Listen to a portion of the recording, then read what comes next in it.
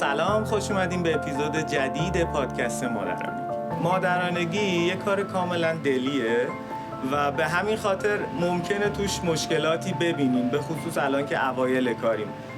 حالا اهم از کیفیت صدا یا مسائل این چنینی، میخوام بگم که میدونیم که این مشکلات هست ولی تلاش میکنیم که برنامه ساخته بشه. بقیهش در طول کار تمام تلاشمون رو میکنیم که اصلاح بشه. خب بریم سراغ پادکستمون.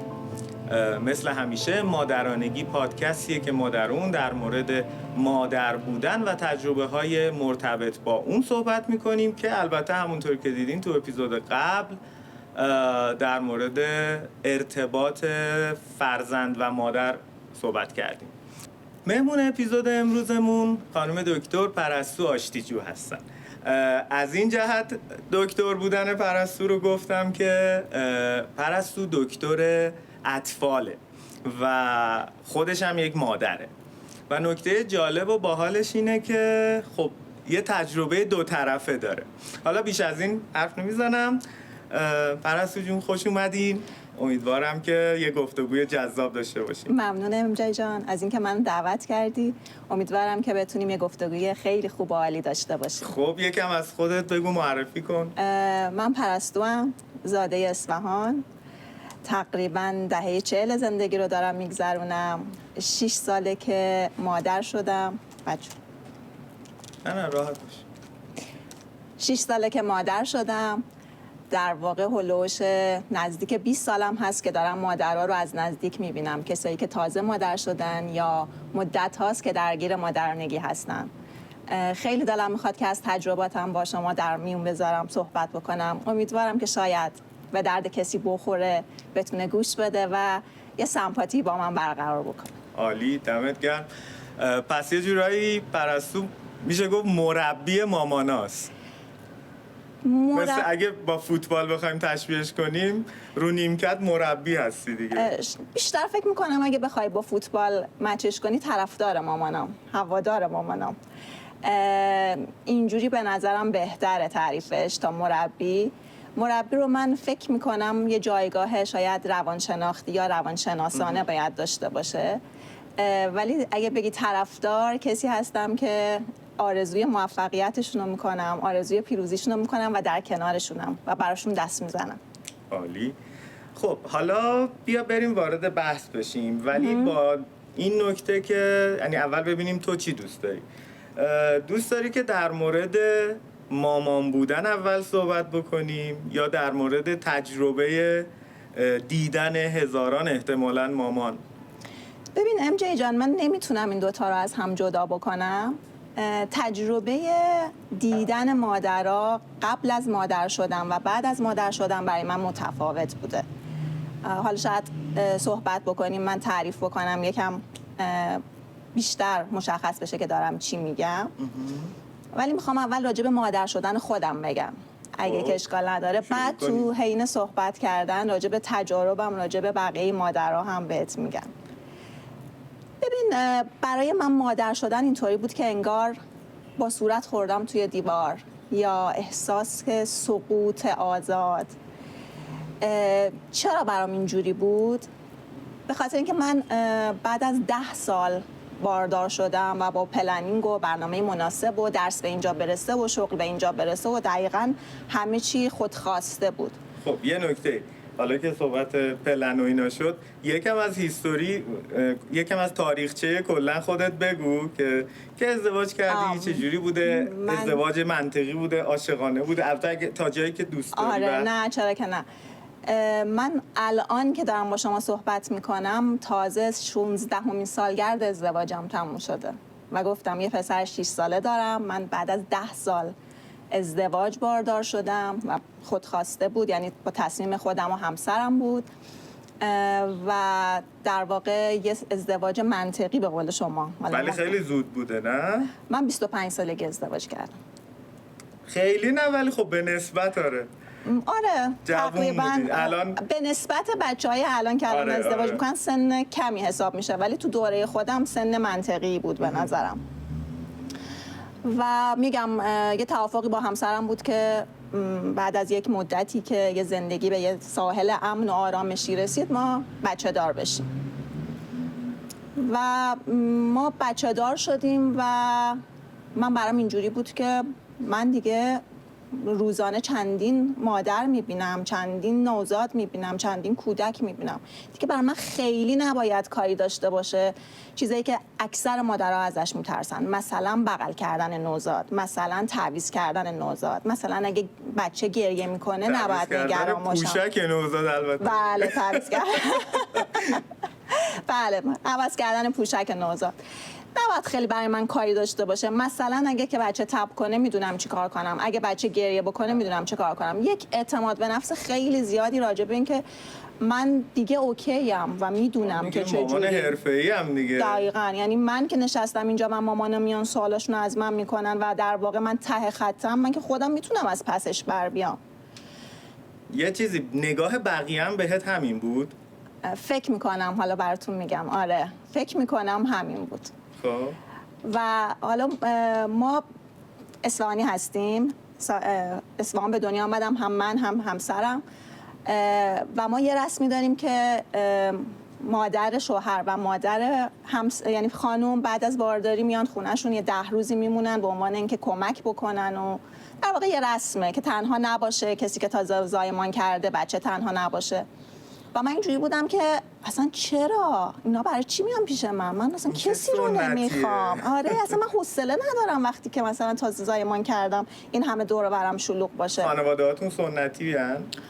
بله تقریبا، مخصوصا خانواده همسر. بله و خب چون قبلا هم مادر شوهر این تجربه رو داشته که خونه بقیه کسایی که تازه زایمان کردن میرفته، خب حتما واجب بود که آره تفاوت نذارن و بیان و این حرفا. و براتون بگم از حس عجیبی که بعد از مادر شدم پیدا کردم. این حس قبل از تولد بچه بود، تو دوران بارداری و اون قبل از اینکه بخوای بچه دار بشی، باردار بشی، یعنی احساس می‌کردی دیگه ته خطی، من همه چی رو میدونم، خیلی راحت سر انگشتم بچه رو میچرخونم، بزرگ میکنم و هیچ مشکلی نیست. ولی بعد از بارداری و بعد از زایمان میگم احساس سقوط آزاد که از اون بالا از عرش افتادی به فرش و با یه واقعیتی مواجه شدی که اصلا فکرشو نمی‌کردی. و من یک خشمی داشتم نسبت به در واقع اطرافیانم، نسبت به مادرم، نسبت به دوستانم و نسبت به کسایی که قبلا باردار شده بودن که شما چرا به من نگفتین؟ چرا نگفتین اینقدر سخته؟ هیچ کدومتون به من نگفتین که مادر بودن اینقدر سخته. و واقعا من تا مدت‌ها داشتم با این حس خشمم می‌جنگیدم و هیچ سوال ازشون می‌کردم که چرا نگفتی؟ تو که میدونستی اینقدر مادر بودن سخته چرا به من نگفتی؟ من اصلا نمیتونستم درکش کنم که واقعا مادر شدن اینقدر ممکنه سنگین باشه. یعنی کلا تصور من نسبت به مادر شدن میتونم بگم 180 درجه فرق کرد. حالا این بحث رو یادت باشه بعد از این بحث یه نکته جالبی که به ذهنم رسید در موردت، مادر شدن برای تو از لحظه تولد اتفاق افتاده انگار. ببین نه نمیتونم اینجوری بگم. دقیقاً از وقتی که فهمیدی بارداری و داری یک موجود زنده رو توی خودت حمل میکنی، اون احساسه یه جورایی شکل میگیره. بیشتر احساس مسئولیته. شاید اینطوری بخوام تعریفش بکنم. یعنی اینکه من در قبال کسی و موجودی که داره در درونم رشد میکنه مسئولم، راجع به سلامتیش، راجع به اینکه چطوری پرورش پیدا بکنه داخل رحم و همه اینها. یه حس مسئولیت هست و خب هم حتی قبلش مطالعه میکردم، میخوندم، فکر میکردم که اوکیه همه چی. ولی وقتی با واقعیت در واقع جلوی روم منفجر شد، فهمیدم که چقدر من با واقعیت فاصله داشتم و از واقعیت دور بودم. پس در واقع ذهنیتی که از پروسه داشتی تا موقع زایمان همون ذهنیتی بوده که پیش بینی می‌کردی. دقیقاً. بعد از زایمان یه دفعه دیدی که همه چی رو پلنی که ریختی نیست. همه چی رو پلنی که ریختی نیست و اون آدمی که فکر میکرد به هیچ کس احتیاج نداره، خیلی تواناه، قدرتمنده و اصلا تو این پروسه به کسی نیاز نداره و خودش همیشه مشاور بوده، راجع به این قضايا مشاوره میداده، الان به یک آدم درمونده و ضعیفی تبدیل شده که من یادم نمیره که مامانم بعد از 10 روز میخواست بره، بهش میگفتم کجا میری؟ منو چرا داری تنها میذاری؟ و من هیچ وقت توی هیچ پروسه از زندگیم، خب حالا به هر حال درس خوندم، حتی مهاجرت کردیم، مهاجرت شهر به شهر کردیم، اتفاقای خیلی بزرگی توی زندگی افتاده، یه همچین احساسی نداشتم و یه همچین کلماتی و جملاتی به مامانم نمیگفتم، در حالی که 10 روز پیشش درس میگفتم اصلا چرا قضیه باید اینجوری اتفاق بیفته. و میگم خیلی برام عجیب بود که هیچ کس راجع به این تفاوت قبل و بعد از مادر شدن هیچ صحبتی نکرده بود. فکر میکردم اوایل خب این منم که احساس پوچ بودن میکنم، احساس میکردم که خیلی قدرتمندم و الان ناتوان شدم، ولی بعد یواش یواش فهمیدم که نه، اینجوری نیست. یکم میدونی چطوری خودم آروم کردم؟ اولا یعنی با 1-2 نفر صحبت کردم، با 2 نفر مشاور. چیزی که احساس کردم شاید تفاوت من با نسلای قبلی یا هم نسلان منه اینه که MJ جان، به نظر میاد که همیشه تو دوران تاریخ قبیله مسئول بزرگ کردن فرزند و نوزاد بوده. از زمانهای دور قبیله و دست جمعی همه اتفاقات می افتاده و شاید هیچ وقت اینقدر که نقش مادرانگی الان به عنوان یه فرد پررنگه، تو طول تاریخ اینقدر پررنگ نبوده. حتی شما برگردی به چند سال قبل، خیلی نمیخواد عقب بری، مثلا همین مادر بزرگا و مادرای خودمون تو خونه های خیلی بزرگی زندگی کردن که ممکنه چندین نفر با همدیگه زندگی میکردن و در واقع بچه رو همشون تر و خشک میکردن. حالا میشه به اسمش رو تربیت گذاشت، میشه نه فقط رشد جسمی گذاشت. به هر حال نقشای دیگه‌ای هم توی تربیت فرزند و رشد فرزند بوده. اینقدر مادر به عنوان یک فرد مشخص وای نساده بوده که بگه من الان مسئول این فرزندم. من فکر میکنم یکی از چیزایی که اوضاع رو الان برای مادرای این دوره سخت میکنه همین فرد بودن به عنوان مادر و زندگی های کوچیک و جوامع خیلی کوچولوه. شاید یکیش این باشه از دید من. یکیش اینه که ماها عادت نداریم با هم تجربه های زیستمون رو به اشتراک بذاریم، مخصوصا وقتی یه جایی این تجربه زیستمون با اون چیزی که برامون ساختن متفاوته. مثلا من فکر میکنم ما خیلی جایگاه مادر رو مقدس میدونیم.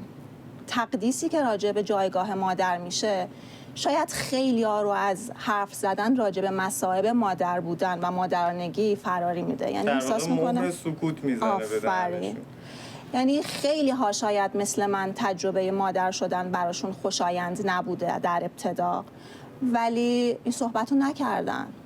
فکر میکردن که یا درست نیست راجبش صحبت بکنن یا ایراد از منه، من مثلا شاید یه مشکلی دارم که دارم راجب این پرسه جدید اینطوری فکر میکنم. به خاطر اینکه اگه یادت باشه ما از وقتی کوچیک بودیم قرار بود چی بهش زیر پای مادرم باشه دیگه. یعنی مادر یه جایگاه ویژه و مقدسی داشته که همیشه باید فرزند پروری در برنامه ریزی اولش بوده، تقدس خیلی ویژه‌ای داشته و همیشه باید در خدمت بچه‌ها بوده.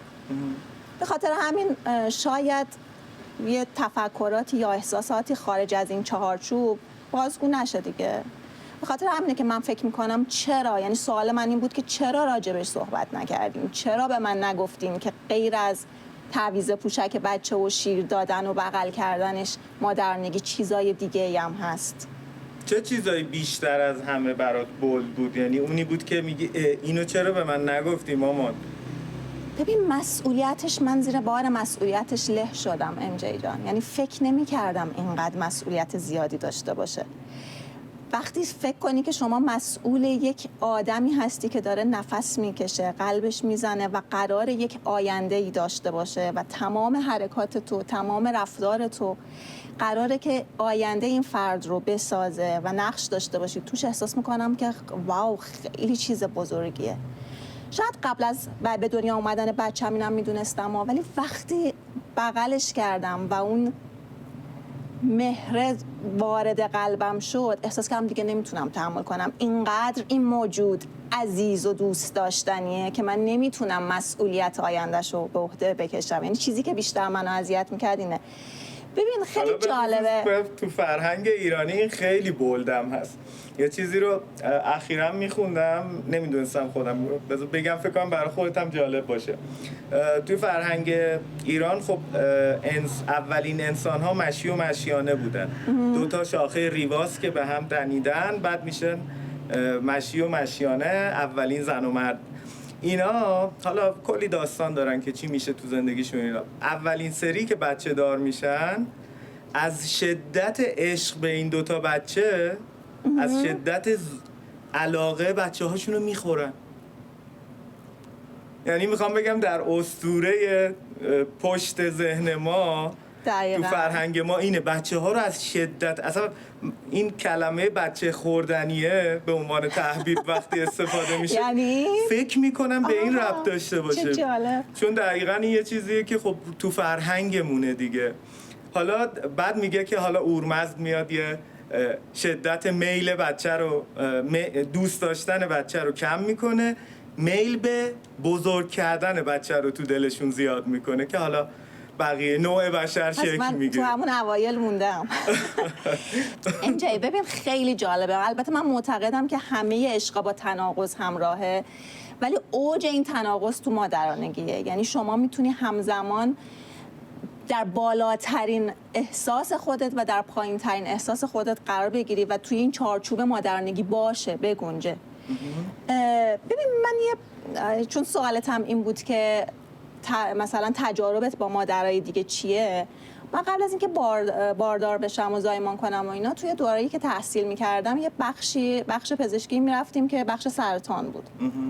بچه‌هایی که حالا سرطان داشتن میمدن اونجا برای شیمی درمانی و درمان گرفتن و اینا. یادم نمیره اونجا یه بچه هولوش 3.5-4 ساله، شایدم کوچیک‌تر بود، که خب سرطان داشت و دیگه سرطانش هم در مراحل آخر بود و داشت درمانش رو میگرفت. خب این بچه درد داشت و دائم ناله میکرد، حالت صداهای ناله مانند از خودش در میبرد. ما که میرفتیم برای ویزیت، عکس العمل مادرش چی بود؟ حرف نزن، ساکت باش، چقدر جیغ میزنی؟ و برای من اینجوری بود که چطوری میتونه به یه بچه کوچیکی که بی‌دفاعه و در مراحل آخر در واقع زندگیشه و داره درد رو واقعا تحمل میکنه اینجوری بگه؟ خیلی برای من اون صحنه دلخراش بود و همیشه تو ذهنم موند. گذشت و خب من مادر شدم دیگه. توی مادر شدن این تناقضات به شدت زیاده. یعنی شما فکر میکنی که از عشق بچه الان دیوانه میشی، ولی از اون طرف اگه دوتا جیغ سرت بزنه احساس میکنی دیگه نمیتونم تحملش کنم، این چرا داره جیغ میزنه رو مخ من، کاش بخوابه که من دیگه صداشو نشنوم. بعد که میخوابه میری بالا سرش میگه خیلی دلم تنگ شده. یعنی نوسانات خیلی خیلی زیاده. خب من اینا رو تجربه کرده بودم. بعد از یه مدتی که حالا من تو دوران در واقع دیده بودی؟ نه اون هنوز درک نمی کردم، ولی بعد که فلش بک زدم دیدم که خب آره، حالا این در واقع اکستریم اون چیزی بود که این مادر میتونست تحمل بکنه، ولی چرا من نمیتونم؟ ببین براش توضیح دارم، توجیه ندارم. نمیتونم توجیه کنم که مادری با فرزندش اینطوری رفتار کنه، ولی میتونم توضیحش بدم، به خاطر اینکه میتونم درک کنم که یک مادر در آن واحد میتونه بچه‌ش رو دوست داشته باشه ولی احساسات متناقضی رو تجربه بکنه. یعنی میتونه به عنوان یک انسان خسته بشه، کفری بشه، تحملش تموم بشه، حتی نسبت به بچه خودش، ولی شاید این همچنان مادری باشه که عاشق فرزندش باشه. یه چیز جدید، یه چیز جالب دیگه دوباره یادم افتاد بهت بگم. من یه بار یعنی یه مراجعه‌ای داشتم که با یه دختری اومده بود که اولوش 6 سالش بود و اینجوری بود که این دختر من به سرپرستی گرفتم و مثل اینکه حالا بد سرپرست بوده، پدر نداشته و مادرش هم خیلی مورد آزار و اذیت قرارش میداده، میزدتش، یعنی جایی بدنش کبود میشد. خلاصه این سرپرستی رو بد سرپرست بوده. یه ذره که پرسجو کردم میگفت که مادر خودش در واقع زنگ زده و گفته که من دارم این بچه رو اذیت میکنم، بیاین اینو از من جدا کنین. میدونید چه میدونید تناقض کجاست؟ یعنی اینکه میدونه که داره به بچهش ضربه میزنه، نمیخواد که بچهش آسیب ببینه، ولی نمیتونه جلوی اون آسیب زدن رو هم بگیره، حالا به دلایلی که حالا معتاد بوده، تو فقر زندگی میکرده یا هر چیز دیگه ای. ولی بهترین راه این دیده که بچه‌ش رو از خودش جدا کنه. یعنی من اونجا فکر کردم که چقدر باید مردم رو شنید و نباید قضاوت کرد. تو بهترین کاری که میتونستی شاید در حق کودکت بکنی اینه که اون از خود جدا کنی در اون لحظه. یعنی من این تناقضات رو خیلی میبینم، حالا یا در حد اعلای خودش که این مثالایی که برات زدم، یا یه مثال دیگه اگه یادتون باشه توی فضای مجازی پیچید که یکی از مادرای بچه‌هایی که اوتیسم داشته مادرش کشتتش. خب این واقعا میگم توجیه پذیر نیستا، ولی من توضیح دارم براش به خاطر تمام تناقضاتی که شما توی به عنوان یک انسان، نه فقط به عنوان یک مادر، میتونید حتی تو حیطه مادرنگی تجربهش بکنید. اصلا یه جورایی انگار مثلا حالا تو این کیس شاید از عشق این کارو کرده. نمیدونم، توضیح من برای من شاید عشق نیست، ولی میتونم بفهمم که ببین یک مادر میتونه خسته بشه، یک مادر میتونه کم بیاره و یک مادر میتونه به عنوان یک انسان فردی شو دارم نگاه میکنم. حالا ببین وقتی تو قضیه مادرانگی این اتفاق بیفته، خب یه ذره بر ما شاخکامون تیز میشه به خاطر همون تقدسه که گفتم و اون عشقه که گفتم و هر چیز این چیز دیگه، ولی میشه توضیحش داد ام جی. واقعا از این تقدسه یکم بگیم. اولین بار که این برات بولد شده یادت هست؟ مثلا همین جمله بهش زیر پای ببین احترام به پدر و مادر، آدم که رو حرف بزرگترش حرف نمیزنه. به مامانت اینطوری گفتی؟ یا همین بهش زیر پای مادر. ما اینجوری تربیت شدیم و اینکه مامانه مثلا این کارو کرد، دیدی چقدر عجیب راجع به یه قضایایی صحبت میکنن، یا اینکه بچه‌شو گذاشته رفته سر کار یا گذاشته رفته مسافرت، یه چیزایی که انگار به مادرانگی وصل نمیشه، به مادر بودن وصل نمیشه. خب و تابلوی مادر خوب برای ما ساختن، مادری که بچه رو به دوش میکشه، همیشه دائم در خدمت بچه است، چه حالا از لحاظ خورد و خوراک و مراقبت‌های اولیه، چه از لحاظ اینکه من تمام فکرم باید درگیر بچه‌م باشه، یعنی نگرانی اول و آخر من بچه‌م. اینو رو خودت هم حس می‌کردی این بارو؟ ببین اینطوری بهت بگم، شما یکی دیگه از سختی‌های مادر شدن برای من اینه که انگار ریشه‌های هویتیت یکم به هم پیچید، اصلا قراقاتی شد. الان من به عنوان مادر انگار مادر بودن از همه ریشه‌های هویتیم بالاتره. خب هم بقیه این نگاهو به من داشتن، هم مسلماً تا اوایلش خودم اینجوری بودم.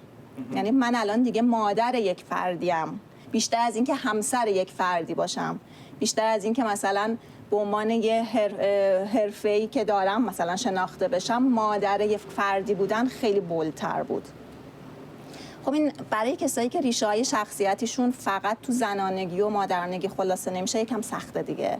یعنی تو بخوای یه تعادلی بین این هویت‌ها برقرار بکنی سخت میشه، مخصوصا اون اوایلی که تو هنوز مادرانگی یاد نگرفتی. چون ما یاد میگیریم ام جی، میدونی مادرانگی درسته که یه چیز غریزیه، ولی ما مادر بودن و پدر بودن رو تو سیر تکاملی و رشد بچه‌هامون یاد میگیریم. اینجوری نیست که ما تا بچه به دنیا بیاد مادر بشیم. مادرانگی یاد گرفتنیه، آموزش یعنی تجربه کردنه. بعد رو غلطک بیفتی، یعنی مثل سنباده اینقدر به هم ساییده بشه تا یه سطح صیقلی ایجاد بشه. تا قبل از این که من بتونم مادرانگی رو تو ریشه‌های هویتی خودم جا بندازم، یه معضل خیلی زیادی برام بود. یه چیزی چرا براش مرز قائلی؟ احساس میکنم الان یعنی نه که چرا، چی شد که به این نقطه رسیدی که من یک مادر هستم، من یک زن هستم، من یک همسر هستم، من یک آدمیم که کار میکنه و مستقله. حالا مثلا الان این 4 تا از کجا به نظرت این افتراق به وجود میاد؟ چرا همه اینا یه نفر نیست؟ همه اینا یه نفره، ولی شما به نظر من هر کسی ریشه‌های شخصیت متفاوتی داره، یعنی با جمعی این جوانب شناخته میشه دیگه. یعنی هویت شما اینجوری شکل میگیره، شاید لااقل دید من اینجوریه، یعنی تو همه اینها هستی. و اینکه کدوم ریشه هویتیت پررنگ‌تر باشه میتونه شخصیت شما رو بیشتر شکل بده دیگه. یعنی شما اگه بری به سمت مادرانگی پررنگ‌تر ممکنه یه مسیر شخصیتی و یه مسیر زندگی داشته باشی. اگه بری تو مثلا شخصیتی که حرفه‌ای به عنوان حرفت کار می‌کنی پررنگ‌تر باشه، یه جور همه اینا با همه، ولی این تعادل برقرار کردن با در واقع مسیر شما رو مشخص می‌کنه. در واقع اون طیف است. پس در واقع طیف. چون احساس کردم یه دفعه یه مرز براش. ببین میدونی چیه؟ به خاطر اینکه شما وقتی مادر میشی فقط مادری اولش. اینو می‌خواستم بهت بگم. مادری دیگه، اینکه مثلا همسر کسی باشی میشه رتبه چندمین رتبه. خب اولش مادری، دومش مادری، سومش مادری، تا بعد بشه چیزای دیگه. بعد که این مادرنگی جا افتاد، ته‌نشین شد، تونستی هم خودت هم بقیه باش کنار بیان، تازه میتونی اون تعادل رو بسازی. من دیدم از مادرنگی مخصوصا اوایل مادر شدن همینه، چون واقعا یک انقلاب خیلی زیادی توی زندگی ایجاد میکنه. برای پدرها هم همینه ها، ولی خب پدرها کمتر درگیرش میشن. با توجه به حالا مشکلات، یعنی ریشه های فرهنگی که ما توی این جامعه داریم، پدرها کمتر تحت تاثیر قرار میگیرن، مادرها خب مسلماً بیشتر، مخصوصا به نظرم مادرایی که ریشه های هویتی بیشتری دارن، یعنی توی ریشه هاشون تو جاهای مختلفی بیشتری کاشتن برای که به عنوان یه درخت، مثلا شما فکر کنید به عنوان یه درخت میخواد ریشه و برگ بده، این ریشه های بیشتری دارن، با مادرانگی چالش بیشتری خواهند داشت. یعنی پیش از مادر بودن فرزند خودش برای خودش مثلا یه کسی بوده، دقیقاً. یعنی صرفا یک آدم چی میگن، یکی که بالفعل منتظره که باردار بشه و مادر بشه نبوده. آره. آدمی بوده که قبل از مادر شدن یک چه میدونم یک زن جذاب بوده، یک آدم بوده که کار حرفه‌ای داشته میکرده و تو حرفه خودش شناخته شده بوده، خیلی چیزا مثل هر آدمی دیگه، هر آدم زن و مرد نداره. آره. انگار تازه زن بودنه اینجا میخوره تو صورت آدم. آره.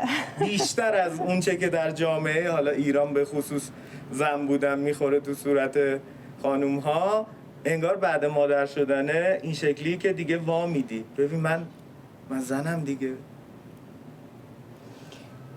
ببین همه اینا هست، ولی میخوام اینجوری بهت بگم که غریزه هم یه چیزیه که جدا نمیشه، نمیتونی از این احساسات جداش بکنی. یعنی درسته که من یه مقداری درگیری با ریشه های هویتیم پیدا کردم و گفتم تا به اون تعادل برسم طول کشید، ولی غریزه مادرانگی بد چیزیه، تو رو میکشونه ها، میکشونه. یعنی یادم یکی از من پرسید به نظرت مادر شدن چطوریه؟ گفتم سخت‌ترین و شیرین ترین چیزی که میتونی تجربه کنی. یکم بیشتر توضیحش میدی؟ راجب غریزه مادری میخوام بهتون بگم، یعنی اون چیزی که تو رو میکشونه با همه اون سختیایی که متحمل میشی، شب بیداریا، آزار جسمی، اینکه چقدر ممکنه خودت نباشی. یعنی من یادم اون روزای اول زایمانم دلم خواست برم بیرون و احساس میکردم اینا که دارن میرن بیرون تو کوچه خیابونن چه آدمایی هستن، انگار یک کسای دیگه این، اصلا انگار خیلی دور بود ازم. و بعد خب یه فرصتی پیش اومد که حالا مثلا من بچه رو بذارم پیش مامانم و برم بیرون، و وقتی رفتم بیرون بازم اون آدم قبلی نبودم ام جی. یعنی یه چیزی در من تغییر کرده بود که هیچ وقت دیگه فکر کنم درست نمیشه، انگار فیوز یعنی که روشن میشه. آفرین. و دلم برای اون آدم قبل از زایمانم تنگ شده بود که بیخیال مثلا دارم توی خیابونا میگردم، نشستم توی رستوران دارم یه چیزی میخورم و اصلا خیالم نیست. الان تو همون پوزیشن بودم، ولی یه تیکه از مغزم و یه تیکه از جونم نبود انگار، و همیشه این درگیریه تا همین الان که من دارم با حرف میزنم هست. من به این میگم شاید بشه گفت غریزه مادری، این چیزی که انگار یه تیکه از وجودت، یه تیکه از قلبت، یه تیکه از جونت داره خارج از تو زندگی میکنه و این تو رو میکشونه. خب یه مهر خیلی عجیبیه و جالب اینه که من حالا تجربه من به شخصه، من از یه همچی آدم عزیزی سخت‌ترین و بدترین لطمه های زندگیمون خوردم. میدونی این تناقض خیلی جالبه و همچنان عاشق اینم که این منو بکشونه دنبال خودش و توی این راه هر چقدرم سختی باشه میپذیرم. خب ولی این حفظ تعادله باید یه جایی این وسط تعریف بشه. یعنی وقتی که تو یه همچین غریزه‌ای داری و یه همچین مهری داری و این مهر باعث این یه همچین مسئولیتی میشه، یه جایی هم باید به خودت بیای که من، نه فقط دیگه اون، من این وسط چیم، کیم و چی کارم. و اون موقع است که وقتی به یه همچین چیزی برسی میتونه اون تعادله رو تو خودت شکل بدی. اگه نتونی این تعادله رو خودت شکل بدی دیگه به فنا رفتی. باید به یه حدی برسی که بتونی به یه جایی برسی و بگی آهان این جایی که من وایسادم جاییه که هم مادرم، هم همسرم و هم خودم به عنوان هر چیزی که علایق و شخصیت و هر چیز دیگه هم هست. ولی این راجب چیزیه که من حالا راجب غریزه میخواستم بهت بگم. یه چیزی گفتی در مورد لطمه صحبت کردی که این آدم با اینکه عزیزترین آدم توه، بخشی از توه، ولی بزرگترین لطمه ها رو هم گفتی بهت زده. ببین سخت‌ترین لحظاتی که من تجربه کردم این بوده دیگه. ببین مثلا شبایی بوده که من واقعا گریه می‌کردم، گفتم خدایا من فردا بیدار نشم. اینقدر که بهم سخت گذشته. چون بچه من یه بچه سخت، بدقلق، کولیکی، ریفلاکسی بود که اصلا آروم نمیشد و من هر شب خدا بیدار بودم و بعضی موقع میگفتم خدایا من نمیخوام دیگه فردا بشه. اینقدر خسته میشدم و زیرش میموندم. ولی فردا وقتی پا میشد و یه نگاه به من میکرد همه چیز ریست میشد. خب یعنی میخوام بگم این تناقضه هست و من میبینم تو مادرایی که میان پیش من گریه میکنن و میگن من خسته شدم، ولی یک جوری بچه رو به آغوش میگیره و بغل میکنه که احساس میکنی که عشق فراتر از اون چیزیه که باید باشه. اینه که من میگم غریزه مادری میکشونه. و جالب اینه که من برخوردم بعد از مادر شدن با مادرها خیلی فرق کرد. ببین من با من یه پزشک اینجوری بودم که خب حالا بچه تب میکنه دیگه، چیه یه دارو بهش میدیم خوب میشه. مامانه میمد خانم دکتر بچم تب کرده چی کار کنم؟ آروم یواش چه خبره، حالا یه دو مثلا اینجوری. الان وقتی یه مادر در میزنه و میاد تو میگه بچم تب کرده، میگم آخه میدونم آره بشین. میدونی قضیه من کاملا فرق کرده. و فکر میکنم حالا اینو عمیقا بهش باور دارم، کسایی که تو حوزه سلامت، حالا هر جور سلامت که به هر چه جسمی باشه چه روانی باشه، تو حوزه بچه ها کار میکنن باید پوستشون تو بازی باشه. میدونین چی میگم؟ یعنی باید حس کنن، درک بکنن. یه لحظه این صدای عجیبه شبیه سور اسرافیل داره صدا میاد. آره خلاصه صدایی که میشنوید صدای سور اسرافیل هست. احتمالاً اطراف اینجا یکی داره میزنه. خب بفرمایید. خب یعنی این برای همینه که میگم من طرفدارشونم، یعنی تو جبهه موافقشون هستم. خیلی نمیخوام مربیشون باشم، بیشتر فکر میکنم همین طرفدار بگیم بهتره، به خاطر اینکه الان واقعا به یه درک عمیقی رسیدم از اینکه سختی‌های مادرانگی، احساسایی که مادرها ممکن تجربه کنن ممکنه چقدر سخت و اذیت کننده باشه. برای منی که مثلا همه چیو میدونم مثلا بچه اگه تب کنه چه جوری باید بیاریم پایین، چه دلایلی داره، ولی هنوزم اگه بچه‌م تب کنه یه چیزی تو قلبم فرو میریزه که نمیتونم توضیحش بدم. و جالبه که دوستای من که همکار من هستن و تو این رشته‌ام کار میکنن همینطوره. یعنی این علم و آگاهیه باعث نشده که تو فکر کنی که بچت در خطر نیست. همیشه دلت میلرزه، یه جای کار در واقع میلنگه، نمیتونی همه رو هندل بکنی. و یکی از یادت ازم پرسیدی که بقیه هم نسبت به تو اینطوری فکر میکردن یا نه؟ ببین میگم من بچه سختی داشتم، بچه‌ای بود که کولیک داشت، ریفلاکس داشت و خب من دچار افسردگی زایمانم شده بودم. یعنی این هورمونا غلیان کرده بود، اوضاع خوب نبود، با یه در واقع عدم تطابق نمیتونستم بدم موضوع در واقع موقعیت جدیدم و خلاص خیلی به هم ریختگی زیاد داشتم. قاعدتاً فکر میکنم اینجوری باشه که شما وقتی که مثلا توی جمع هستی که بچه تازه به دنیا آمده، اگه بچه استفراغ کنه بزرگای جمع شروع میکنن یه ادوایسی میدن، مثلا میگن این کار بکن، اینو بهش بده. یا خب من اینو نداشتم، تا بچه استفراغ میکرد همه به من نگاه میکردن. چون من با من پزشک، خب حالا یعنی چی کارش کنیم الان، چی شده؟ و من واقعا ناتوان بودم در هندل کردن این دوتا با هم دیگه، که من هم به عنوان یه پزشک ظاهر بشم، هم به عنوان یه مادر. و خب چون نمیخواستن یه مقداری هم دخالت کنن، فکر میکردن که خب حالا من خودم میتونم هندل کنم، هیچی نمیگفتم. ولی واقعا من نیاز به یه حمایت داشتم اونجا. و یادم من یه خاله‌ای داشتم که خب یه ذره مسن‌تر بود و خب خیلی گوشش به این حرفایی که حالا حریم شخصی رو رعایت بکنیم و توضیح ندیم و میگفت مثلا خاله جون مثلا اینو بهش بده یا این کار بکن. با اینکه از لحاظ علمی بهش اعتقاد نداشتم، یا مثلا میگفت خوب میشه نگران نباش، نمیدونی چقدر برای من خوب بود و این ته دل من آروم میشد. و فکر میکردم چقدر مادرها به همین که اشکال نداره، اوضاع خوبه، درست میشه، بهش درست میشه، نه اینکه اجراش کنن، ولی میخوام بگم اون حمایته و اینکه عزیزم همه چی خوبه، همه چی اوکیه، این روال درست داره پیش میره، احتیاج دارم. با اینکه میگم این ادوایس خیلی از لحاظ من درست نبود، ولی همین که با من حرف میزد و میگفت همه بچه‌ها همینطورین، من میگفتم خیش. و الان واقعا کارم اینه که وقتی مثلا مریضا میان مطب، با مامان همدردی میکنم، همدلی میکنم و واقعا هم تاثیر داره. یعنی خیلی‌ها فقط میخوام بگن که تو داری درست پیش میری، اوکیه، خیلی قضیه رو بیراه نرفتیم. مخصوصا مادر اولیه خیلی گیج و گمن و با این چالش‌ها درگیرن. مادر اولیه آره، مادرایی که تازه زایمان کردن و دفعه اولشون زایمان کردن، خیلی ممکنه که به این همدلی احتیاج داشته باشن. چون میگم تو قراره تو این مسیر یاد بگیری دیگه، همین که یکی بهت بگه داری درست میری، برو همینه راهش، تو قدمات خیلی به محکم‌تر گذاشته میشه دیگه و حالت بهتره. و ببین واقعا اینجوریه، تو اگه حالت خوب باشه بچه هم حالش خوبه.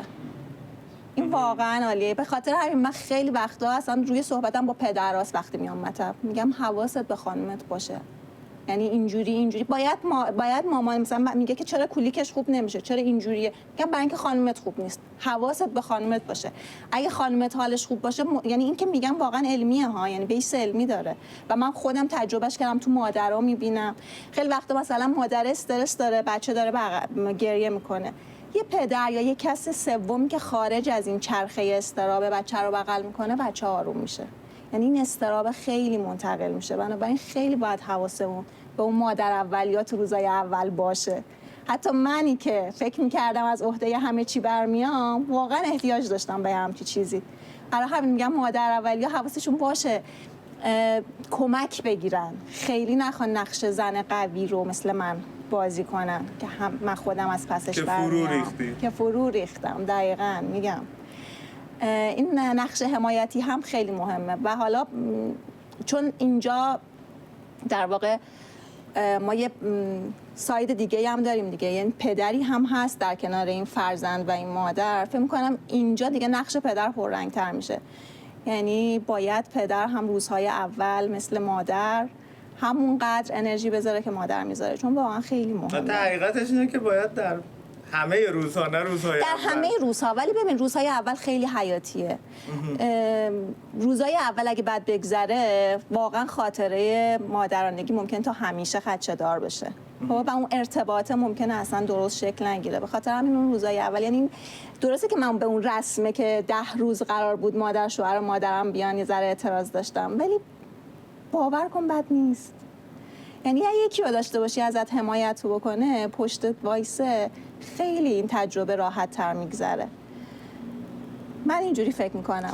یه چیز دیگه هم خواستم بگم که یادم رفت. حالا تا یادت بیاد من یه چیز بامزه که نه، چیز خوبی به ذهنم رسید اونجا که در مورد حالا یه تیکه‌ای از آدم بچه یه تیکه‌ای از مادر صحبت می‌کردی، یاد اون شعر عباس میرزا افتادم، یاد اون شعر ایرج میرزا افتادم که در واقع پسره به خاطر، حالا دیگه شعرشو نمیخوام، روایتشو میگم فقط، پسر در واقع پسرش عاشق یه زنی بوده، برای اینکه اون زن راضی بشه که خوشحال باشه میره قلب مادرش رو از سینه‌اش میکشه بیرون. مال پروین اعتصامی نیست؟ آخ دست پسرم خورد خراش، وای پای پسرم خورد به سنگ. آره این فکر کنم مال ایرج پروین. میرزا.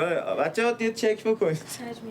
ایرج میرزا. آره میگم. آره پس من این شعر رو فکر می‌کنم مال. آره و این دقیقاً همونه، قلب افتاده بیرون و میگه آخ پای پسرم خورد به سنگ. آره واقعا همین. آره ببین ولی اینجا یه چیزی هم بهت بگم، من تو کارم پدرایی رم دیدم که مادرانگی کردن. اینم هست. ما الان از اون سایدی گفتیم که پدر این جالب شد. آره. بریم ببینیم پدرایی رم دیدم که مادرانگی کردن و در واقع حالا به بنا به شرایطش اصولا استثناء، ولی مثلا متارکه کردن یا مادر به عنوان بیماره یا اینکه مثلا به یه دلیلی فوت شد. و من این مادرانگی رو توی پدرها هم دیدم. همون احساس و غلیان احساساتی که من دارم راجبش صحبت میکنم، خیلی وقتی پدرها میان مثلا با یه همچی فرزندی و یه همچی شرایطی من توشون میبینم و جالب اینه که نمیدونم این چه خصوصیتی حالا راجب شخصیتشونه یا این ارتباطه، رقیق القلبم میشن. یعنی باور کن همشون گریه میکنن و نگرانه. واقعا میگم، یعنی من البته سه تا یا 4 تا کیسه و نمیشه حالا عموم گسترش داد، ولی خیلی برای من جالبه. یعنی پدری بود که حالا متارکه کرده بود با بچه‌اش، یه بچه 3-4 ساله داشت و راننده وانت بود، بار میبرد و اینو میذاشت. یعنی یه آدم خیلی نرمال کف جامعه، جامعه و اگه شما هیکلش هم میدیدی که خب مثلا کسیه که قراره بتونه بار جابجا بکنه و این حرفا و بچه رو میذاشت کنارش، از صبح تا شب با هم دیگه میرفتن سر کار و میگفت پسرم پیش هیچ کسی هم وای نمیسه و فقط منم. و خب در مونده بود زیرش. میدونی اینجاست که بعضی موقع ها اون آقایون میتونن خانم‌ها رو درک کنن که اگه قرار باشه توی جامعه کار بکنی، سرپرستی یک کسی رو به عهده بگیری، چقدر ممکنه فشار باشه. برای چی گریه میکرد؟ برای همین فشاره؟ نمیتونست از پسش بر بیاد. دلش برای بچهش میسوخت، تو آفتاب، گشنست، تشنست، نمیتونه بازی کنه، ولی من چاره‌ای ندارم، جایی ندارم که بچه‌مو بذارم پیشش. و اینو به اصطلاح میگم به نیش کشیده بود، به دندون کشیده بود، با خودش همه جا میبرد. حالا داستانای مختلفی داشت، با خانواده‌اش مشکل داشت و نمیتونست پیش خانواده بذاره و زنش متارکه کرده بود و هر چیزی، ولی داشت مادرانگی میکرد. قشنگ داشت مادرانگی میکرد و اون احساسای مادرانه رو من توش میدیدم. اینکه واقعا کم آورده بود، گریه میکرد و از من درخواست کمک میکرد. و اون علاقه هم همچنان شدید، یعنی مثل یه پدر نبوده علاقه، مثل پدره در نقش پدر جوری با بچه‌اش. یعنی قشنگ من فکر میکردم در شخصیت مادرشه. اینقدر این ارتباط لطیف بود و اینقدر که این مرد اصلا احساساتش رقیق شده بود وقتی داشت راجع به بچه‌اش صحبت میکرد.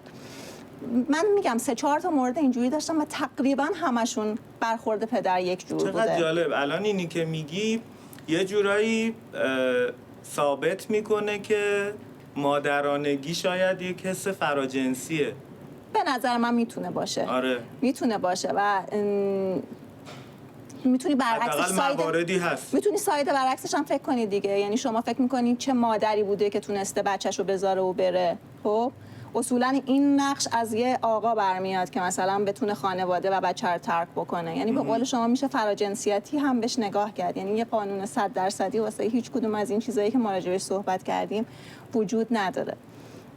اینم خیلی برام جالب بود که خواستم بگم من پدرایی هم دیدم که واقعا خوب نقش مادر رو بازی کردن. در واقع پدر مادرن. آره. ببین میدونیم برای ما پذیرفته تره که یه مادر هم نقش پدر داشته باشه هم نقش مادر، درسته؟ آره. ولی وقتی یه پدری هم نقش مادر داره هم نقش پدر، یه ذره برامون عجیبه یا شاخکامون تیز میشه. من اصلا برای اولین بار در زندگیم این رو میشنوم که یک پدری مادرانگی درش دیده میشه. خیلی عجیب و جالبه. توضیحیه که من دارم بهش میدم، یعنی اون حسیه که من از دیدن این پدر گرفتم. پدرایی هم که مادرانگی حسی که تو میگیری قطعا یه چیزی که سالها داری مادرها رو میبینی و حداقل از بیرون خیلی خوب این حس رو میشناختی و میشناسی و بعد مادر شدنم که از خودت هم دیگه درکش کردی. خیلی جالب بود. اینو نگه داریم بعدا بیشتر در موردش گپ بزنیم. بیا یکم بریم سراغ ساید اجتماعی. من فکر کنم تا الان ما بیشتر تو زمین بچه داشتیم بازی میکردیم و زمینی که زن تو اون زمین مامان یه بچه ایه. حالا بیا بریم به این در مورد این یکم صحبت کنیم که مادری که الان میخواد از مادر بودن مرخصی بگیره، اصلا این شکلیه که خب من اون آدمه دیگه نیستم انگار. از اونجایی که گفتی لطمه گفتم برام جالب شد. از این جنس به نظر تجربه داشتی که تو این شکلی باشی که بابا من واسه خودم کسیم، من این همه درس نخوندم که بیام مثلا فقط یک بچه بزرگ بکنم، میدونی؟ ببین دقیقاً همینه که میگی. خب یعنی من مخصوصا اون اوایل به خاطر محدودیت‌های زیادی که داشتم این احساس خیلی تون پررنگ بود. هرچند الانم هستا. ببین یعنی من نتونستم به صورت کامل این قید و بندا رو از پام باز بکنم. شاید یه بخشیش نمیخوام، یه بخشیش هم نمیتونم. یعنی من به عنوان کسی که دارم کار میکنم بیرون از خونه میتونم فول تایم کار بکنم و خب درآمد مثلا چند برابر داشته باشم، یه تایم خیلی خاصی رو به یه کارهای دیگه اختصاص بدم، ولی این کار نمیکنم. چرا؟ چون باید یه تایمی خونه باشم و مراقبت از فرزندم رو به عهده بگیرم. این همچنان اون قید و بندها هست. درسته که میگم یکم کم رنگ تر شده، هم با بزرگتر شدن هم با جا افتادن مادرانگی کم رنگ تر شده، ولی هیچ وقت قطع نمیشه. هرچند من فکر میکنم برای پدرها هم هستا، یعنی اینو نمیشه صرفاً به مادرانگی ربط داد، ولی خب مسلماً در همه جوامع توی همه کشورها به نظر من و مخصوصاً تو فرهنگ ما و تو جامعه ایران این توی مادرها شدیدتره. یعنی شما اگه که یه موقعیت شغلی برابری با یه آقا داشته باشی، تویی که مثلا یه فرزند داری، یه تشکیل خانواده داری، همسر داری، شما امکان موفقیتت کمتره، چون تایمی که قراره بذاری و اون موقعیتایی که قراره برات ایجاد بشن ممکنه محدودتر باشه به خاطر نقش مادرانگی که نه دقیقاً اینا هست. برای من بخشش اینطوریه که مجبورم، بخشش اینه که نمیخوام. یعنی برای من میارزه که یه تایمی رو با پسرم بگذرونم، با خانوادم بگذرونم و این مثلا موقعیت برام از دست بره، چون اون ارتباطه، اون فضای خانوادگی که دارم برام میارزه دیگه. یعنی پررنگ، ارزشمنده که شاید فایدهش برات توجیه داره. قیمتی اون ارتباط و اون فضایی که بین ما ایجاد شده، خب واقعا شاید هیچ جا نمیتونی مثلش رو پیدا کنی و با هیچ هزینه و هیچ پولی هم نمیتونی ما به ازاشو دریافت بکنی. برای من میارزه، ولی خب بعضی موقع حسرتش هم میخورم دیگه.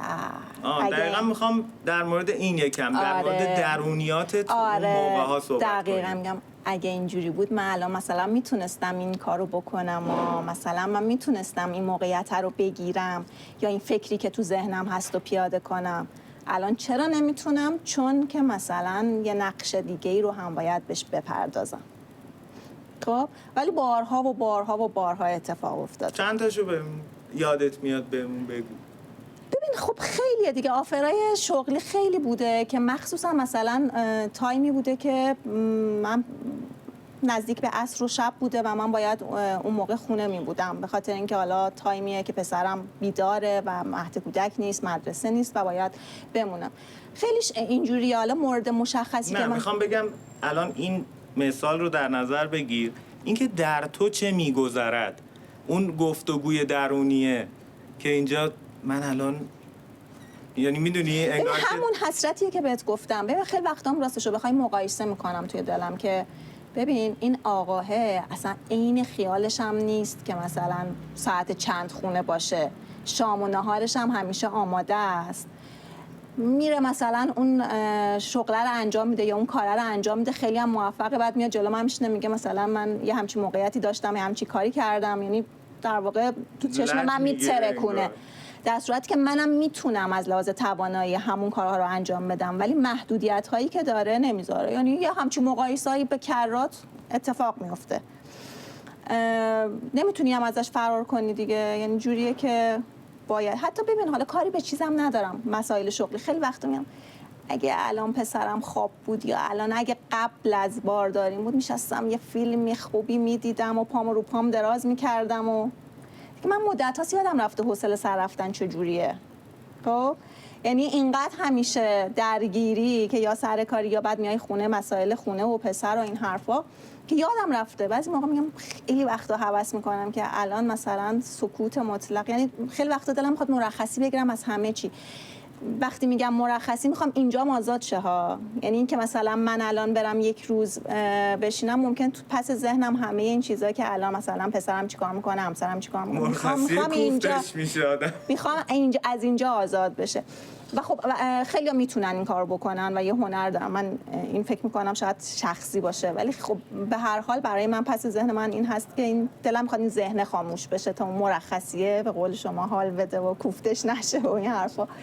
این چیزا هم هست، یعنی غیر از مسائل شغلی حتی تو مسائل روزمره هم آدم دلش برای قبل از بارداریش تنگ میشه، یا اینکه خیلی وقتا میگه اگه اینجوری نبود این اتفاق میافتاد چقدر خوب میشد. مسلما این صحبت ها هست. حالا موردی بوده که دلت بشکنه از اینکه آدما چقدر بیرحمن که مثلا اینجوری میگن، مثل همین کیسی که الان گفتیم مثلا آقای میاد جلوی آدم میگه من فلان کردم فلان. من میدونی تو کجا دلم شکسته؟ تو وقتی که مادرانگی منو زیر سوال میبرن. خب من حالا نمیدونم چقدر باید اینا رو بگم، ولی بچه‌ای سختی داشتم. خب یعنی یه سری مشکلاتی داشت که به خاطر اینکه به خاطرش خیلی چالش داشتیم. این مادرانگی یک مادرانگی نرمال نبود که هیچ، یک مادرانگی سخت و اتفاقا با چالش بوده. آره مثلا یکیشو بگم پسر من لکنت داشت، مشکلات حسی داشت، همه اینها، و من خوب تلاش میکردم که اینا رو ببرم رو روال عادی که خدا رو شکر حالا همه چی اوکی شده، ولی برای این خیلی تلاش میکردم. و وقتی مثلا یک کسی برمیگشت به من میگه تو هم که بچت اینجوری، خب خیلی میشکستم. یعنی نه تنها تلاش‌های منو نمیدید، همه اونا رو زیر سوال میبرد. مثلا یکی به من میگفت که تو چرا داری برای لکنت مثلا بچه‌تو میبری گفتار درمانگر، بچه‌ها 5 سالش که بشه خوب میشه، اینم 5 سالش شد خوب شد. چی به من گفت بعد مثلا 100 جلسه گفت دادم؟ دیدی گفتم شما فقط بلدین پول هدر بدین. خب یعنی یا خیلی از این لقبایی که میزنن، خب این آدم خیلی دلش میشکنه.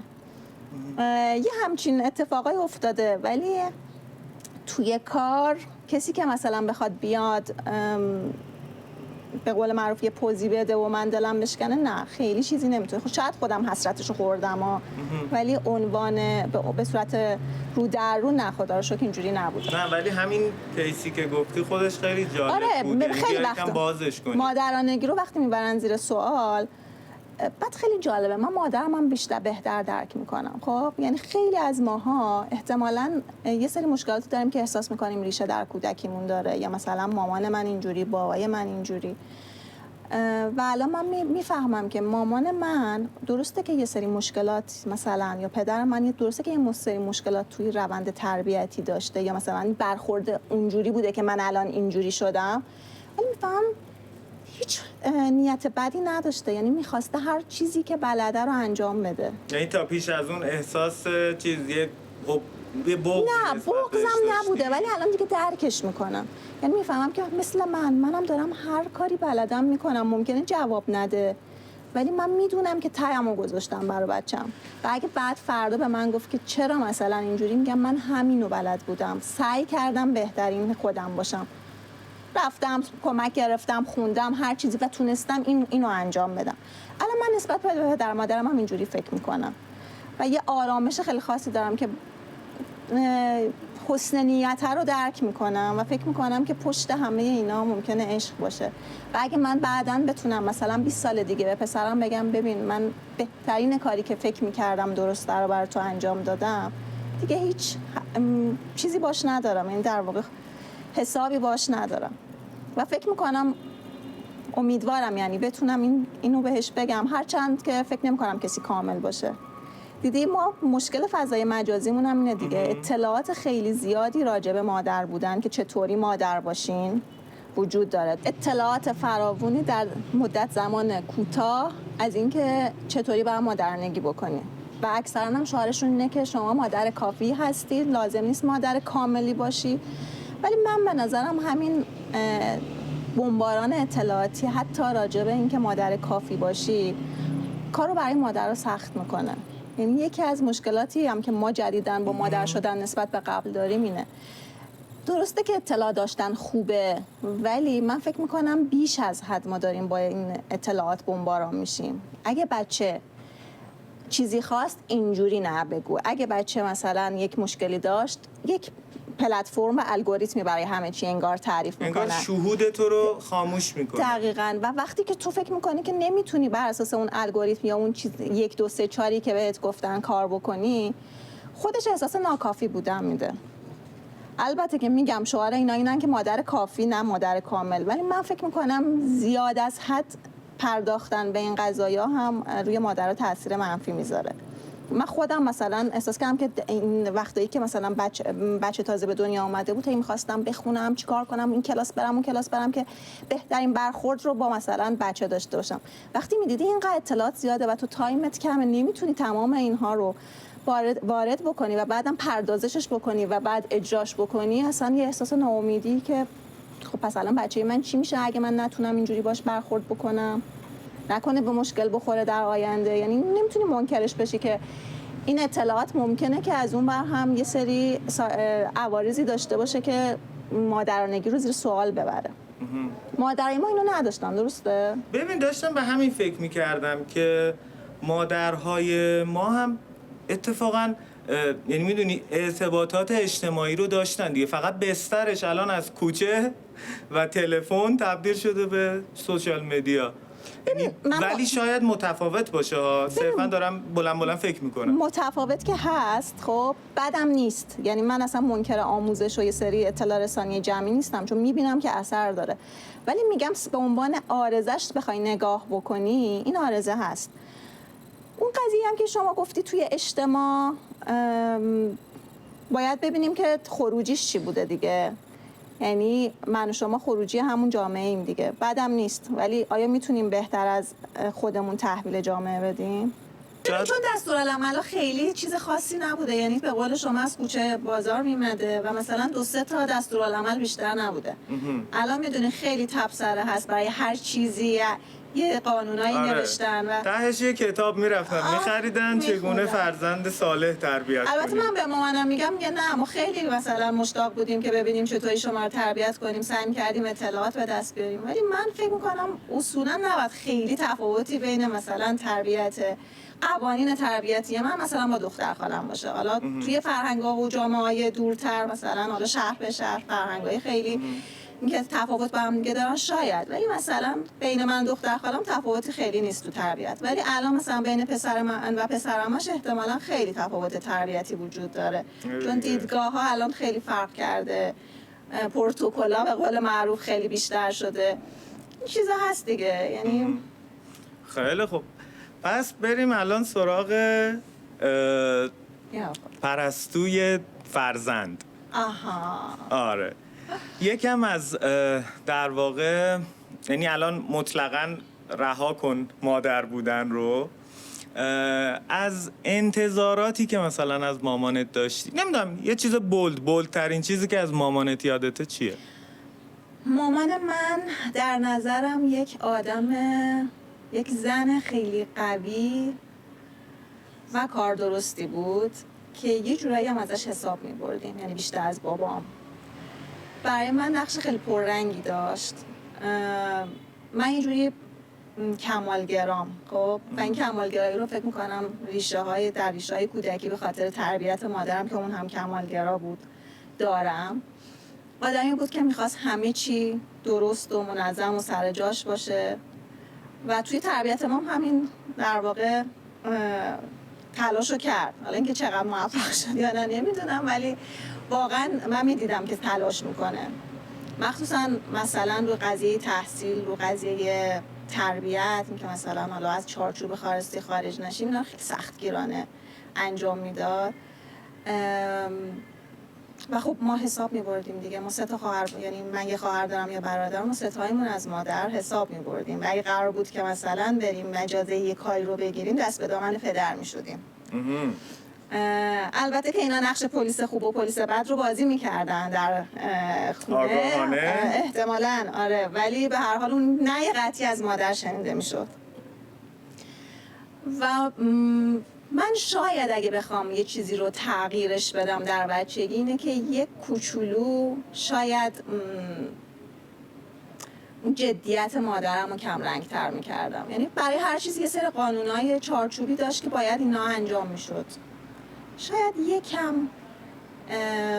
بخوام برای پسر خودم انجامش بدم، شاید این همه قوانین دست و پاگیر به نظرم لزومی نیست. چیش اذیتت کرده؟ مثلا اینکه مردم چی فکر میکنن. الان برای من مهم نیست مردم چی فکر میکنن. اینکه مثلا الان رفتیم اینجا سلام کنی یا خب، ولی من الان برام بچه‌م مهم نیست سلام میکنه یا نه. اعتقاد دارم یاد میگیره. البته خیلی شنیدم که بچه بی تربیته و سلام نمیکنه و اینا. حالا اون سویه قضیه هم هست. ولی ما حتما باید سلام میکردیم، حتما تا کسی مثلا تعارف نکرده میوه بر نمی‌داشتیم. یه همچین چیزایی رو منظورمه. خب این برای مثلا سن 4-5 سال بچه 4-5 ساله ممکنه خب خیلی سنگین باشه دیگه. یه قوانین خاصی رو باید حتما رعایت کنیم و میدیدی که مادر تیک میزنه. یعنی چی؟ یعنی خب سلام مثلا میدیدی که ما سلام کردیم، مامان دید که سلام کردی. اگه سلام نکردی مادر میفهمه که سلام نکردی. من فکر میکنم این جنبه از جنبه‌های تربیتی سختگیرانه شاید نسبت به قبل باید تغییر پیدا بکنه. چیزی یادت هست یه خاطره بولد به خصوص از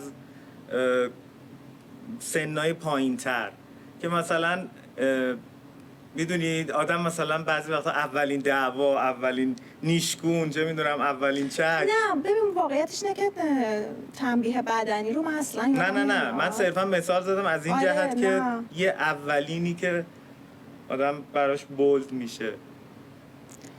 ببین من خاطرم همینه، یعنی کل خاطره بچگیم این اباحت مادرمه که مثلا باید یه حساب کتابایی رو پس میدادیم.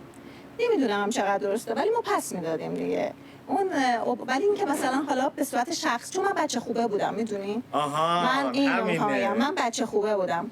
خواهر برادرم خیلی از این خاطرات دارن چون اونا سرکش که حالا نه، ولی اصولا به اون چارچوبه خیلی شاید پایبند نبودم. ولی من همیشه نقش بچه خوبه رو بازی میکردم، برای همین خیلی همونا رو بچه وسط بودم. بله به خاطر همین همیشه اصولا مورد تنبیه یا چیز قرار نمیگرفتم، مثلا توبیخ قرار نمیگرفتم. به خاطر همین خیلی چیزی یادم نمیاد، ولی خواهر برادرم احتمالاً خاطرات خیلی زیادی داره. رابطت با مامانت چجوری بود؟ خیلی منطقی بود؟ ببین الان خیلی فرق کرده رابطم باش. قبلا مثلا یه فاصله بینمون بود که یه جوری هم شاید مثلا ترس بود. ترس نمیدونم اسمشو بذارم ترس همون حساب بردن بدون. آره ولی الان برای یه سری چیزا خیلی تحسینش میکنم. به نظرم میاد که زنی بوده که توی دوران خودش تونسته روی پای خودش وایسه. یعنی مادر من شاغل بود، 3 تا بچه داشت، کاری خونش رو میکرد و تحسینش میکنم واقعا. و مثلا حالا اگه که بخوای برگردی عقب‌تر، یک زندگی پرچالشی هم داشته به خاطر حالا مسائل سیاسی که داشتن و این حرفا. خیلی زندگی پرچالشی داشته ولی من فکر می‌کنم که نسبت به اون زمان زن قدرتمند و قوی بوده و تونسته اصالت خودش رو حفظ کنه. و خیلی تحسینش میکنم از این بابت. همچنان هم الان داره با همون فرمون پیش میره. واقعا یه دست مریضاده خیلی بزرگی بهش میگم.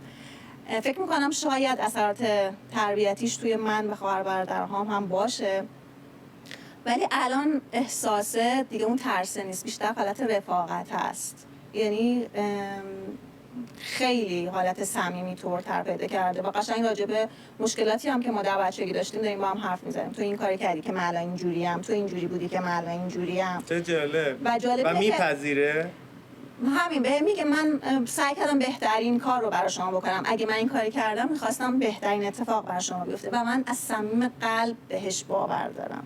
یعنی واقعا باور دارم و ازشون متشکرم که اون کاری که میتونستم و فکر میکردم درست رو انجام دادم. چیزی هست که بتونی بگی مثلا یه موردی که یه ذره عینی تر بشه؟ ببین نه چیز موردداری نمیتونم بهت بگم یا شاید نمیخوام بگم ولی ترجیح هم اینه که به سمتش نرم. آره خیلی خوب. بعد کلا بچه بودی مامانی بودی یا بابایی؟ ببین من مامانم خیلی دوست دارم و خیلی دوست داشتم، خیلی دوست داشتم، ولی همیشه فکر می‌کردم که من به نسبت اینکه بچه‌ها باباشون رو دوست دارم بابامو بیشتر دوست دارم. یعنی اصولا فکر می‌کردم مثلا مامانم اینقدر دوست دارم بابامو اینقدر، ولی این نسبت به اوریج جامعه بیشتره. میدونی چی میگم؟ فکر می‌کردم بابام یه آدم خیلی نایس مهربونه، همین الانش هم اینجوریه، خیلی همراه پایه‌ایه که اصولا خب بقیه پدرها مثلا بچه‌ها میدم یه ذره از پدرشون حساب میبرم. من مثلا اگه دوران نوجوانی می‌خواستم با کسی برم بیرون یا مثلا کاری بکنم بابام اوکی بود باش، در جریان قرارش میدادم، یعنی اینقدر ما با هم دیگه رابطه صمیمی داشتیم. ولی خب این تفاوت بین ما و بقیه بچه‌ها این تفاوت بیشتر متوجه منظورم شدیم. بیشتر دوستم، ولی فکر می‌کردم بابا رو نسبت به بابا بودنش بیشتر دوست دارم. میدونی چی میگم؟ آره. ولی اگه بابای نمونه. آره. خب البته اون به خاطر پلیس خوبه بودنش هم بوده، یعنی همیشه همه کارا رو روال می‌کرد. اینو اذعان کردم بهش. آره. چون ما هی میگفتیم مامان میگه نه، میگفت نه، میگفتن که قرارمون این بود که اینجوری بشه. جالبه.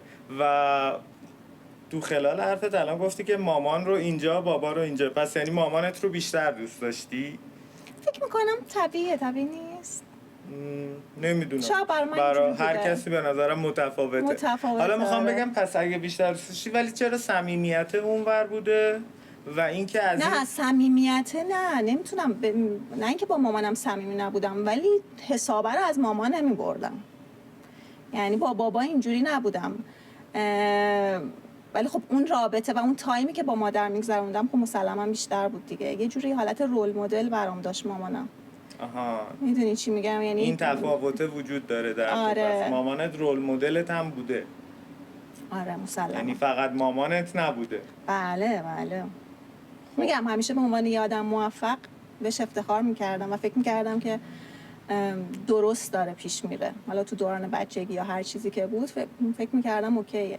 نمیدونم شما این احساسو داشتی یا نه؟ مثلا من مامانم رانندگی میکردم مامانم بهترین رانندگی رو داره تو زنام خانم. حالا درسته احتمالاً اینجوری نبوده ها، ولی وقتی رانندگی میکرد کنارش با افتخار میشستم، دست فرمونی داره. خب یعنی همچین احساسی نسبت به مامانم داشتم.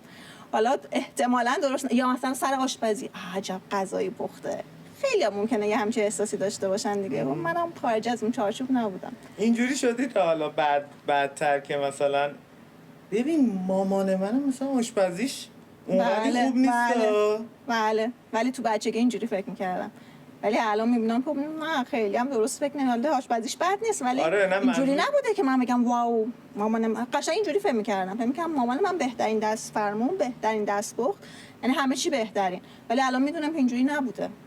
و بعد این حس برات یه چیز ایجاد کرده، یه تصور، شکستن تصور؟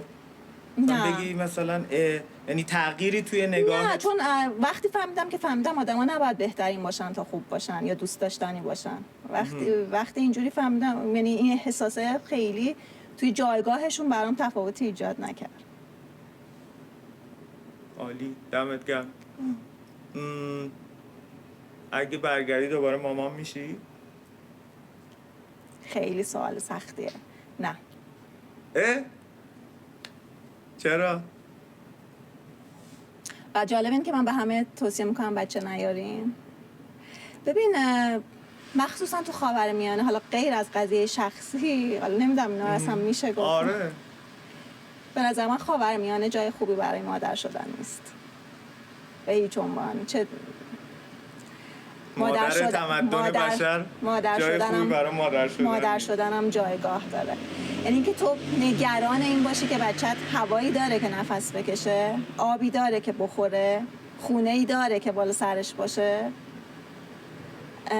خب خیلی سخته. ببینین درک میکنی ها، ولی وقتی مادر یا پدر باشی بیشتر میفهمی من چی میگم. مادر نشدی ببینی چی واقعا. خب خیلی خیلی سخته.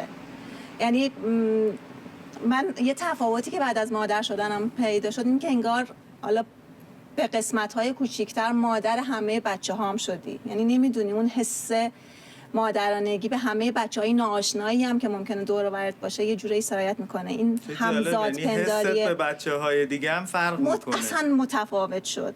یعنی تو باورت نمیشه اگه که من یه بچه‌ای مثلا گریه بکنه خیلی با خودم کنترل کنم که نرم بغلش کنم، بگم چی شده، چرا داری گریه میکنی، مثلا حالا جاییه که نمیشناسم، خیلی با خودم کنترل بکنم.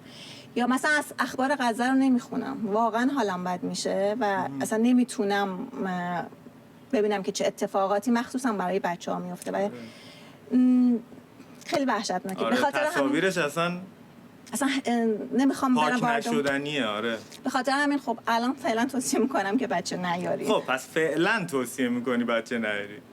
آره، اگر جای دیگه ای از دنیا باشی ولی ممکنه خودت هم بچه‌های دیگری بیاری. بچه دیگه که نه، ولی چرا نه؟ خودت خواهر برادر داشتی احتمالاً خیلی خوبه، ولی تجربه. آره ببین من نمیتونم دیگه پس مسئولیتش بر بیام، مسئولیت خیلی بزرگیه. اینکه دوباره یه همچین مسئولیتی رو تجربه بکنی و یکی دیگر رو ببین، خیلی سخته که تو مسئولیت زندگی یک فرد دیگر رو تمام و کمال به عهده داشته باشی. حالا تمام و کمال حداقل تا یه تایمی، چون واقعا اعتقاد دارم که تمام حرکات و حرفا و رفتاری که ما داریم روی ریشه های شخصیتی یک فرد میتونه تاثیر داشته باشه. درسته که ژنتیک هست، درسته که خیلی چیزای دیگه هست، ولی اینا هم هست. و البته که مم هست دیگه، الان که دیگه ثابت شده مم ها وجود دارن و خود این بله، ولی خب این مسئولیتش سنگینه. حالا اگه جای دیگه زندگی میکردی خب قضیه فرق میکرد. اینجا که مطلقاً و جای دیگه شاید قابل بحثه. امیدوارم در نه جای دیگه، در زمانی دیگه خاورمیانه جای خوبی برای زیستن باشه، برای مادر شدن. جالبه که زیستن با مادر شدن چقدر انگار در هم تنیده است.